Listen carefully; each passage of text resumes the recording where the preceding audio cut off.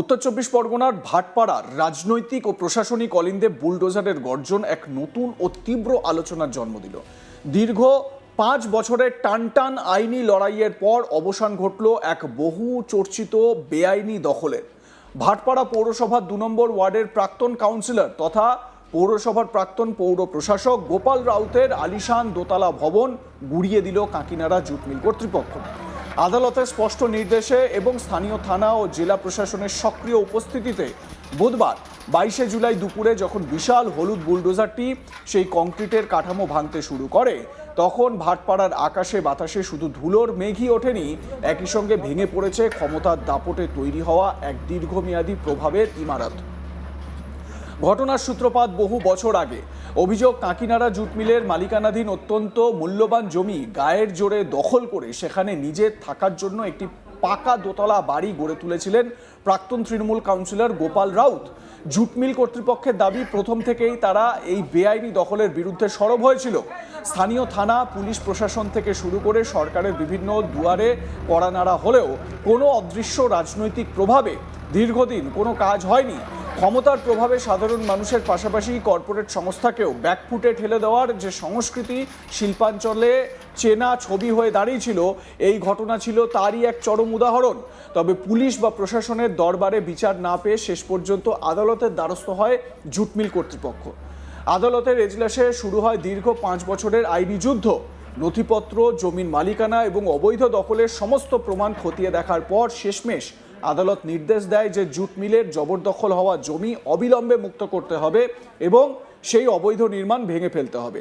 আইনি লড়াইয়ে মিল কর্তৃপক্ষের এই ঐতিহাসিক জয় জুট মিল ইন্ডাস্ট্রির জন্য যেমন এক বড় স্বস্তি, তেমনি স্থানীয় বেআইনি দখলদারদের জন্য এক বিরাট বার্তা। আদালতের নির্দেশ পাওয়ার পর আর দেরি করেনি প্রশাসন। কোনো রাজনৈতিক বা সামাজিক প্রতিরোধ যাতে মাথাচাড়া দিয়ে উঠতে না পারে, তার জন্য বুধবার দুপুরেই পুরো এলাকা ঘিরে ফেলে বিশাল পুলিশ বাহিনী। উত্তেজনা এড়াতে র্যাফ ও সশস্ত্র পুলিশ মোতায়েন রেখে নামানো হয় বুলডোজার। মুহূর্তের মধ্যে ভেঙে গুঁড়িয়ে দেওয়া হয় ক্ষমতার দাপটে গড়ে ওঠা গোপাল রাউতের সেই প্রাসাদোপম বাড়ি। দেখতে পাচ্ছেন সেই ছবি, বুলডোজার দিয়ে সেই প্রাসাদ ভেঙে ফেলা হচ্ছে।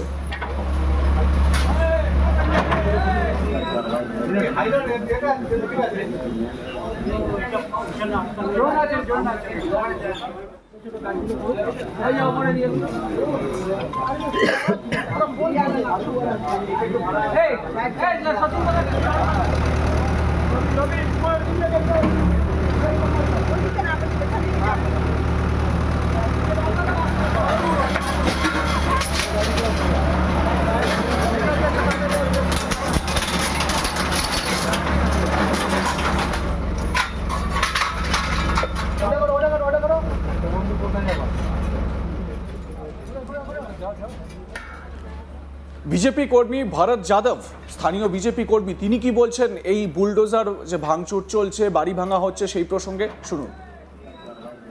দেখুন, এই জমি যেটা আছে সেই কাকিনাড়া কোম্পানির জমি।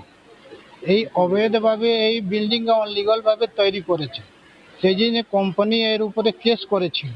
সেই কোম্পানি এখন ডিগ্রি হয়ে গেছে, সেই জমিটা কোম্পানি নিজে রিকভারি করছে। এই অবৈধভাবে তৈরি করেছিল, অনলিগালভাবে তৈরি করেছিল।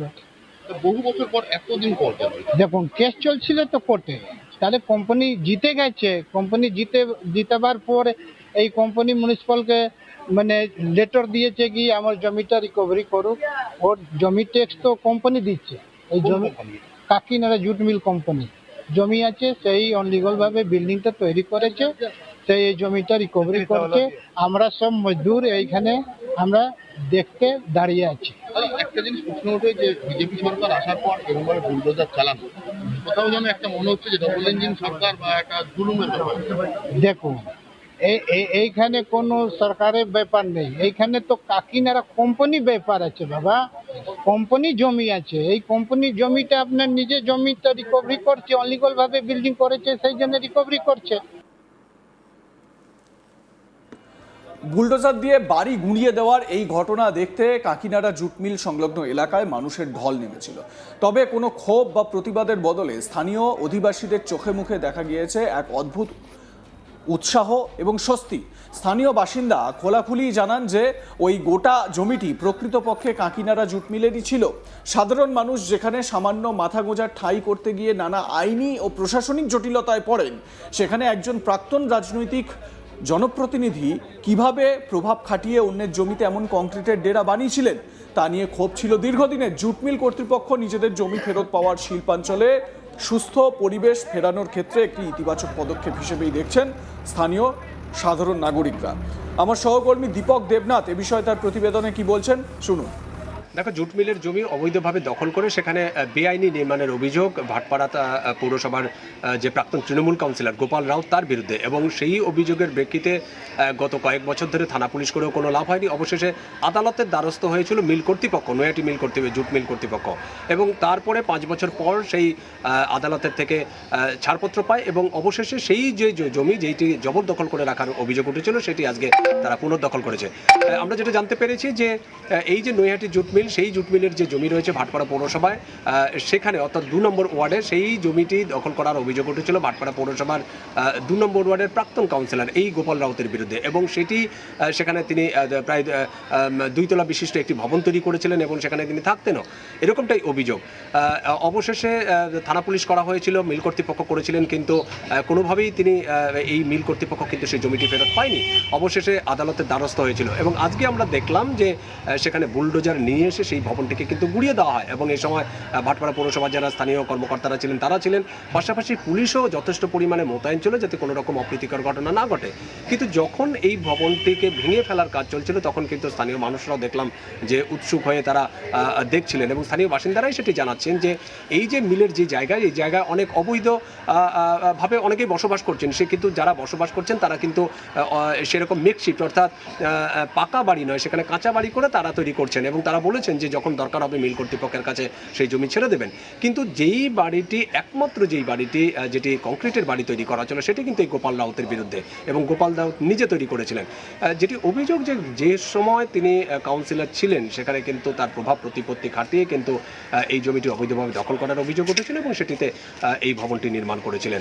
কিন্তু রাজ্যে যখন পালাবদল হলো তারপরেই কিন্তু আমরা দেখলাম যে বিভিন্ন জায়গায়, শুধু গোপাল রাউত নয়, বিভিন্ন জায়গায় যে সমস্ত অবৈধ স্থাপনা, অবৈধ নির্মাণ আছে সেগুলোকে কিন্তু গুড়িয়ে ফেলা হচ্ছে এবং বুলডোজারের সাহায্য নিয়ে সেগুলোকে গুড়িয়ে ফেলা হচ্ছে।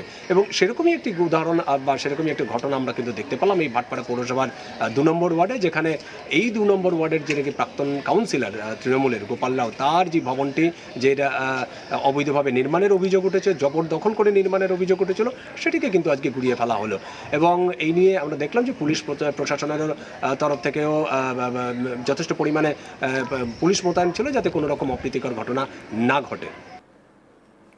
দেখতে থাকুন আজ তাক বাংলা, সাবস্ক্রাইব করুন আমাদের ইউটিউব চ্যানেলটি।